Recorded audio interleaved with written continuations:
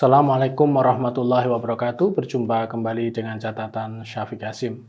Menjelang Muktamar NU, menurut rencana pada awal Agustus 2026 sudah banyak hal yang dibicarakan, termasuk soal rangkap jabatan bagi pengurus Nahdlatul Ulama, terutama bagi para pemimpin teras organisasi ini.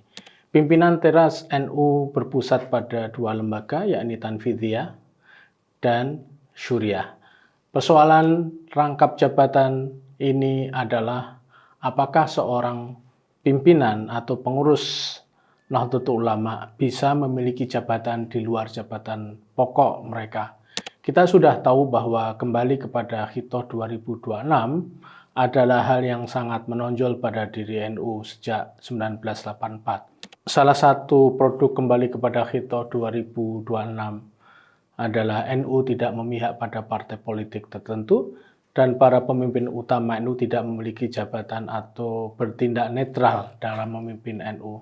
Selama ini Ketua Umum Tanfid dan Rais Am Syuriah memang tidak merangkap jabatan, namun pengurus selain keduanya banyak yang merangkap jabatan.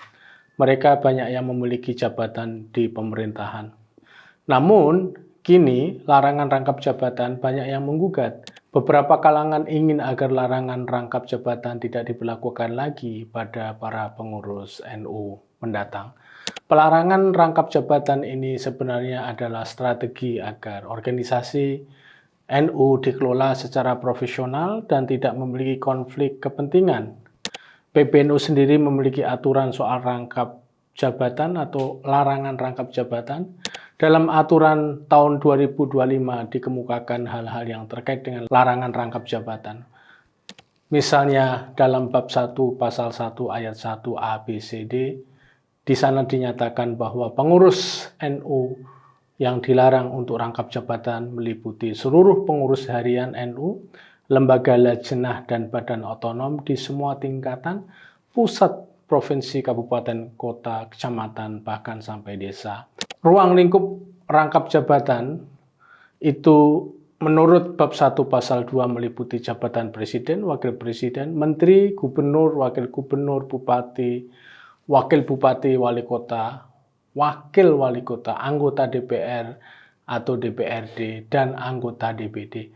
Ada dua ketentuan pelarangan rangkap jabatan, yaitu perangkapan jabatan di lingkungan NU yang mana seseorang tidak boleh merangkap jabatan di jajaran Syuriah, Tanfidiyah, lembaga lajnah, dan badan otonom di semua tingkatan.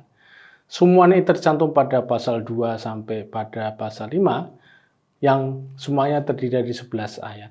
Tidak hanya merangkap jabatan pada pemerintah yang dilarang, PBNU juga melakukan pelarangan terhadap rangkap jabatan politik atau organisasi yang berafiliasi kepada organisasi atau partai politik tertentu.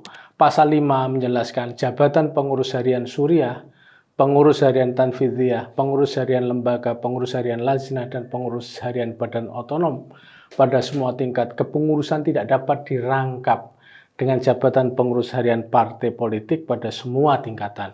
Ketentuan yang sama berlaku pula pada organisasi yang berafiliasi kepada partai politik pada semua tingkatan kepengurusan. Dalam hal ini, mereka yang dicalonkan atau mencalonkan diri dalam pengurus harian parpol atau organisasi yang berafiliasi kepadanya harus nonaktif sementara dan harus mengajukan pengunduran diri selambat-lambatnya 1 bulan setelah penetapan definitif jabatan di parpol atau organisasi yang berafiliasi. Sementara itu, pasal 9 dan 10 memberikan penjelasan yang lebih detail tentang perangkapan jabatan secara lebih khusus kepada pimpinan di kalangan Syuriah dan Tanfidiyah. Pasal 9 berbunyi, jabatan Rais Am, Wakil Rais Am, Rais Syuriah, Pengurus Wilayah, dan Rais Syuriah, pengurus cabang tidak dapat dirangkap dengan jabatan Presiden, Wakil Presiden, Menteri, Gubernur, Wakil Gubernur, Bupati, Wakil Bupati, Wali Kota, dan Wakil Wali Kota, anggota DPRI atau DPRD, anggota DPR atau DPRD, dan anggota DPD. Pasal 10 berbunyi, jabatan Ketua Umum Tanfidiyah, Pengurus Besar, Ketua Tanfidiyah, Pengurus Wilayah, dan Ketua Tanfidiyah, Pengurus Cabang tidak dapat dirangkap dengan jabatan Presiden, Wakil Presiden, Menteri, Gubernur, Wakil Gubernur, Bupati, wakil bupati, wali kota, dan wakil wali kota, anggota DPR atau DPRD, dan anggota DPD. Selanjutnya dijelaskan pula dalam pasal 13, peraturan ini tidak berlaku bagi pengurus harian Nahdlatul Ulama yang sebelum peraturan ini diberlakukan telah merangkap dengan jabatan politik sebagaimana termaktub pada pasal 9 dan 10. Peraturan ini ditetapkan pada tahun 2005, ditandatangani oleh Rois Am Kiai Haji Sa'al Mahfud dan Khatib Am pada saat itu Profesor Dr. Nasaruddin Umar yang kini menjadi Menteri Agama, dan juga Ketua Umum Hasyim Muzadi dan Sekretaris Jenderal Endang Turmuzi.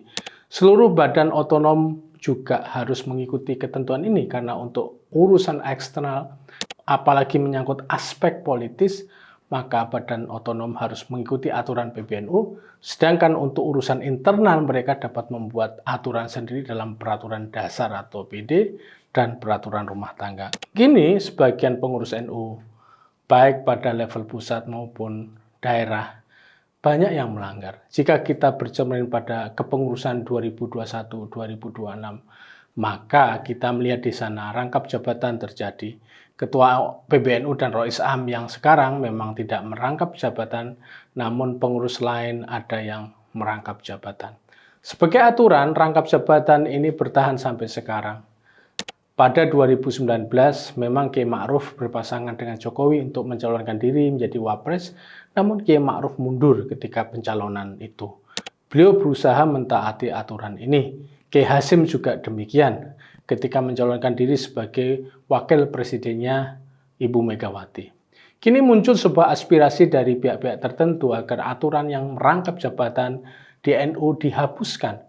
Saya memandang jika usulan ini akan membawa NU pada degradasi keorganisasian yang luar biasa. Pengusul ini pasti adalah orang-orang yang kini sudah memiliki jabatan dan takut jika jabatan publiknya hilang. Atau mereka ingin menghapuskan larangan rangkap jabatan karena akan menjadikan posisi mereka di pengurusan NU untuk mencari jabatan. Atau lagi pihak yang usul ini pasti orang yang ingin menguasai segala jabatan yang sudah berada di tangannya. Saya pikir selain alasan kemandirian, bebas kepentingan politik, aturan agar pengurus NU tidak rangkap jabatan itu sangat berguna untuk menunjukkan kehormatan atau martabat NU sebagai organisasi Islam yang terbesar, yang mandiri dan bebas dari segala bentuk intervensi. Saya tidak membayangkan bagaimana organisasi setua ini dan sebesar ini lalu dipimpin oleh orang-orang yang memiliki jabatan, apalagi jabatan itu adalah jabatan di pemerintahan. Sudahlah pihak-pihak yang sudah memiliki kedudukan di pemerintahan, partai politik atau yang lain, istiqomah saja pada jabatan yang mereka punya. Biarlah NU berkembang sebagai organisasi sebagaimana yang dikehendaki oleh para muassis dan para ulama pelopor organisasi ini.